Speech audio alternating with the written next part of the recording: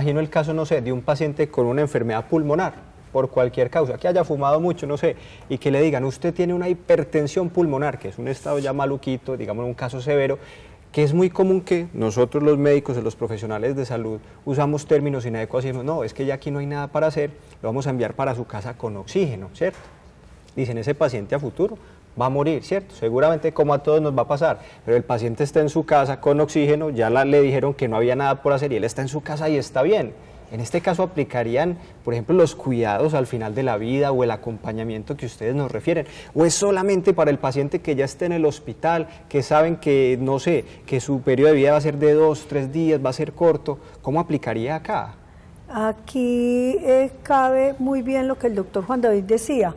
Los cuidados paliativos no son solo oncológicos, son también no oncológicos. Este tipo de enfermedades, como enfermedades pulmonares, es una enfermedad crónica, no curable, y que, como usted está diciendo, lleva a la terminación de una vida, pero mientras esa vida acaba, hay mucho por hacer. No hay nada más efectivo para alivio del dolor, el sufrimiento y la proporción del bienestar al paciente y la familia que aplicar los cuidados paliativos. Es esa serie de procesos y procedimientos, el acompañamiento, el apoyo que le da el personal interdisciplinario. La enfermera tiene el compromiso de seguir el día a día, el comportamiento de la enfermedad, apoyando a la familia, educando al paciente en el proceso de su enfermedad, concretamente en esta enfermedad pulmonar que conlleva al paciente a generarle una cantidad de angustias y de incertidumbres, donde el manejo es bien complicado por su necesidad de aire, digámoslo así. Entonces es ahí donde la familia puede intervenir a un acompañamiento efectivo, donde la enfermera sirve de intercomunicadora, aplica el tratamiento, previene otras complicaciones como enfermedades sobreagregadas tipo bronquitis, neumonía. La enfermera es la que le enseña a la familia cómo enfrentar esa realidad y demostrarle al paciente que hay mucho por hacer todavía para él, aplicar la teoría de que nunca se debe perder la esperanza. La meta de la enfermera, por ejemplo, en cuidado paliativo es curar a veces, mejorar a menudo y acompañar siempre. Entonces, hasta el final de la vida, dándole buena calidad de muerte y ya como ellos dicen, cuidados al final, entran a una intervención ya muy efectiva, pero mientras tanto el cuidado paliativo y el aporte que pueda dar la familia en este proceso de enfermedad es muy importante. Entonces, para nosotros, la educación, el apoyo, el soporte, en proporcionarles un bienestar y un mejor grado de calidad de vida individualizado, es decir, para todos la calidad de vida es diferente, cada uno tiene sus expectativas. Para alguien lo mejor es estar solo en un proceso de enfermedad terminal o enfermedad crónica, para otros, por el contrario, quisieran compartir con sus viejos amigos, sus nietos, sus hijos. Es decir, de acuerdo a la expectativa individual de cada persona, será el manejo de cuidado paliativo en brindarle siempre el más alto confort y bienestar a él y a su familia, integrar siempre su familia. Algo que quiero agregar, Manuel, es la frase que vos hacías al abordar la pregunta es muy frecuente, y es cuando se le dice al paciente no hay nada que hacer. Y es un error gigantesco y muy dado por los médicos actualmente, y es cuando el paciente sale y tiene una enfermedad crónica que no es curable, es señor, señora, no hay nada que hacer por su mamá, no hay nada que hacer por su papá, por su abuelito, por su hijo. Pero desde la parte de cuidado paliativo y los cuidados paliativos como cuidados al final de la vida, siempre habrá que ofrecer. No habrá qué forma de curar, pero siempre habrá forma de tratar y tratar hasta el final y acompañar a que el paciente tenga, si no calidad de vida, por lo menos asegurar un buen morir. ¿Cuál es el problema de la medicina actual y específicamente en nuestro medio de la ciudad de Medellín? Que los médicos se basaron en la multidisciplinariedad. Yo veo el paciente, el típico paciente tuyo del EPOC o la bronquitis que está en oxígeno, con oxígeno domiciliario. Yo veo a ese paciente, lo mando para su casa y me desconecté del paciente. Si hubiese una interdisciplinariedad, yo le digo a ese paciente, vea, en Medellín hasta ahora existen 2 médicos especialistas domiciliarios especializados en cuidados al final de la vida que manejan el cuento de los cuidados paliativos. En caso tal de que a usted le llegue a suceder esto, le llegue a suceder aquello, hay la forma de que usted los contacte. O si no, a través del domiciliario y de su EPS, yo lo voy a remitir para que continúe el manejo, no lo voy a dejar solo. No lo doy de alta de la institución, vaya para su casa con su oxígeno y queda a merced de la misericordia de lo que pase. ¿Qué es lo que habitualmente sucede? Entonces el paciente queda solo y si yo me asfixio, ¿qué? Que normalmente las hormonas del estrés y las hormonas de la muerte actúan en la noche, entonces la mayoría de las complicaciones suceden en la noche. Entonces yo me asfixié en la noche y mi familia, ¿qué hace de noche? Corra conmigo de noche para un servicio de urgencias para que me trate un médico nuevo que no sabe toda la historia mía, resuman todo, entonces ¿qué? Una nueva hospitalización. Entonces, desde el principio de bioética hay un cuento que maneja y es la limitación al esfuerzo terapéutico, y es hasta dónde yo debo hacer y hasta cuándo yo debo hacer, y la obstinación terapéutica o el encarnizamiento terapéutico. Hago y hago y hago y hago y hago. ¿Y cuánto quiere el paciente y cuánto desea esa familia que me hagan a mí?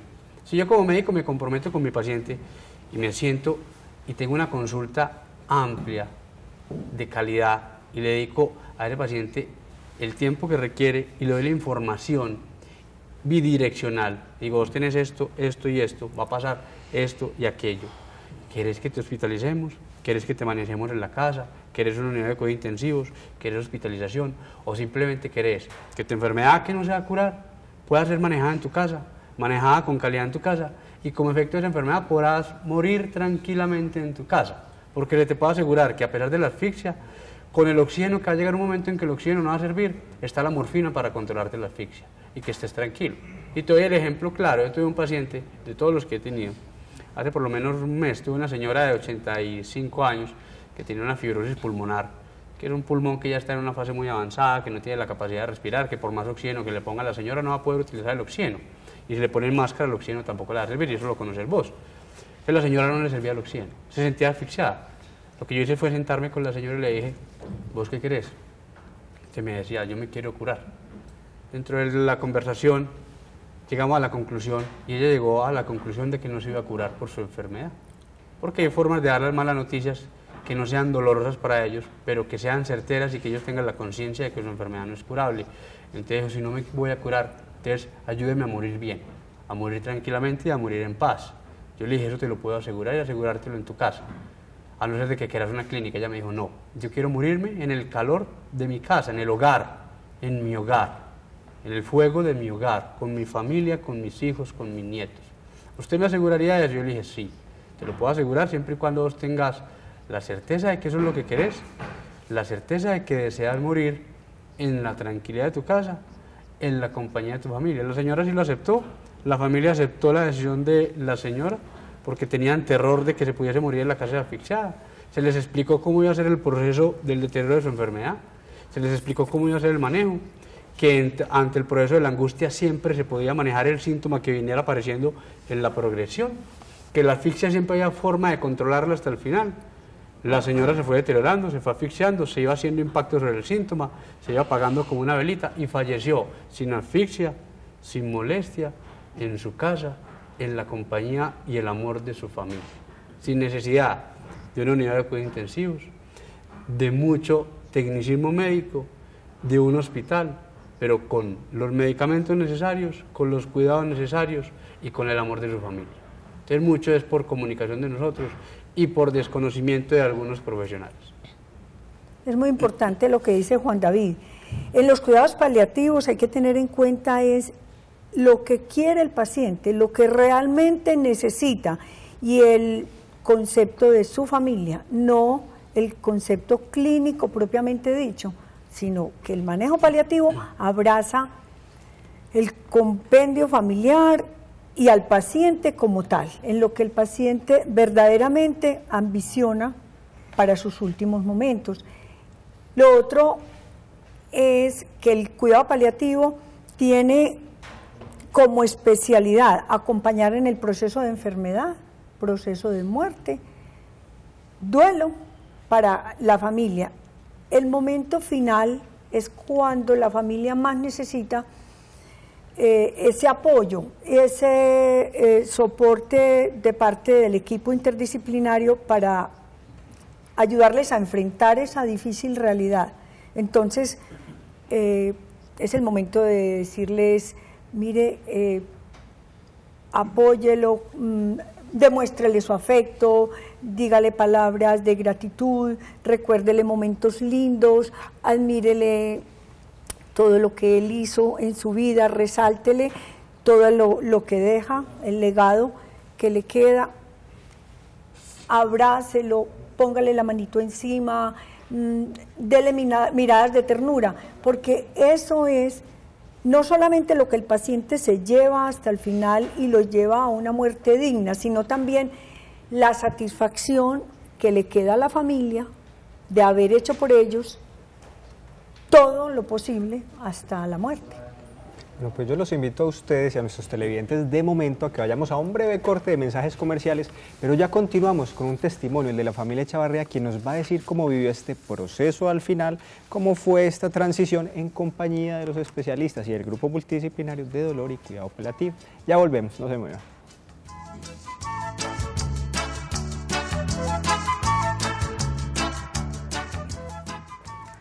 ¿Sabías que la filosofía de los cuidados paliativos comenzó en Londres en 1970 y rápidamente se extendió, primero por el mundo anglosajón y luego por Europa y otros países? Ya regresamos.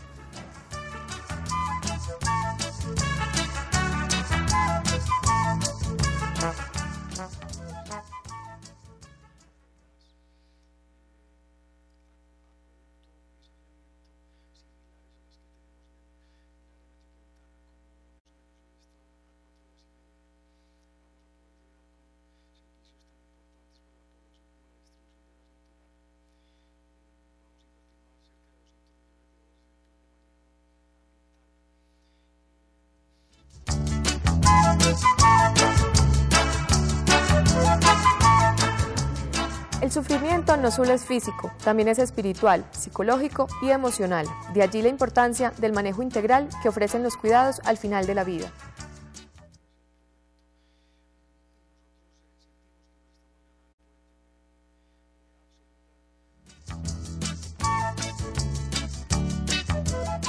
El sufrimiento no solo es físico, también es espiritual, psicológico y emocional. De allí la importancia del manejo integral que ofrecen los cuidados al final de la vida.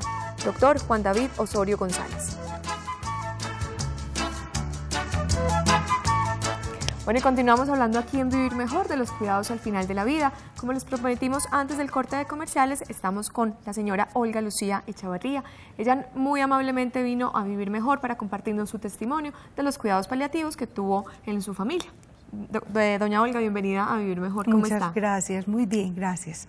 Yo quería contarles el proceso que tuvimos nosotros en plenilunio. Mamá tuvo un accidente cerebrovascular y un TEC por un accidente, y después de la cirugía estuvo en plenilunio. Ella llegó con discapacidades cognitivas, con disartria, había que asistirla para el desplazamiento de un lugar a otro, para la alimentación, para su higiene personal. A medida que iba pasando el tiempo, con la acogida de la institución, los cuidados que tenían allá, la acogida no solamente al paciente sino a la familia, a los que nos enseñaron a llevar ese proceso todos juntos, tanto mamá como nosotros.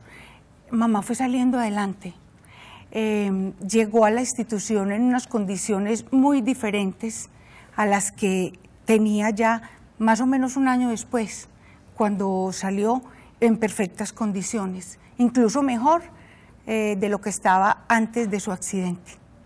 Bueno, Olga, ¿y cómo fue ese proceso en la familia ya cuando a la madre de ustedes la llevan a la casa después de, o sea, porque en la institución estaba con unos cuidados especiales, sí, o sea, sí, ¿cómo sí, fue ese sí, aprendizaje también para ustedes en casa y cómo evolucionó de ahí en adelante? Total.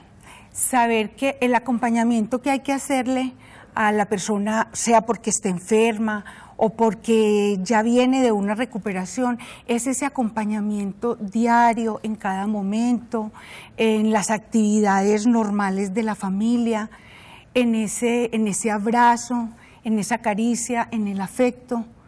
Es que son cosas que uno las hace inconscientemente, pero nosotros tomamos conciencia en plenilunio de la importancia que era la caricia, una palabra afectuosa. Esos eran para nosotros los cuidados que tuvimos que tener en casa con mamá. Eso era la forma como nosotros paliábamos de pronto